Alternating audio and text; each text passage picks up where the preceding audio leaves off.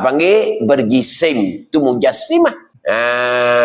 Musyabbihah menyerupai no ya. Jangan. Sebab tu kena halusi benar benda ni, jangan kok yo. Kata erti jangan kita duk mengajar rekod si salah. Pas benda Tuhan ni nak ayat tu jangan duk mikir. Kita hari ni nak cari tempat duduk Tuhan. Pelik sungguh, la ilaha illallah. Ada Tuhan ada, duduk mana ada? Mu duk pukul dengan mung. Ni jadi masalah kita hari ni. Pak kata Tuhan ada atas, tak ada dapat, tak ada bawah, ada kedak. Ada kedak, dia tak ada dapat, tak ada atas, tak ada bawah, kiri, kanan, tak ada. Pak Tuhan ada kedak.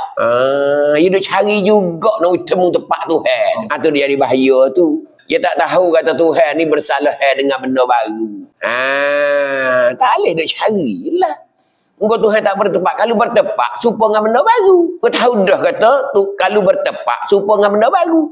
Tuhan royak dah. Laisa kamislihi syai'un. Tuhan tak serupa dengan sesuatu. Kamu nak ambil Tuhan, nak serupa dengan benda baru ni. Tak boleh lah. Jangan cari tepat Tuhan. Tu nak ayat. Walau dia kata atas, dia kata bawah, dia kata turun, dia kata naik sekalipun. Wallahu a'lam, aku tak tahu. Tu nak ayat. Panggil salaf. Salah ni panggil terlebih selamat. Gana selamat? Tak ada capu dah. Tak ada ganggu Allah Ta'ala suruh dia lah.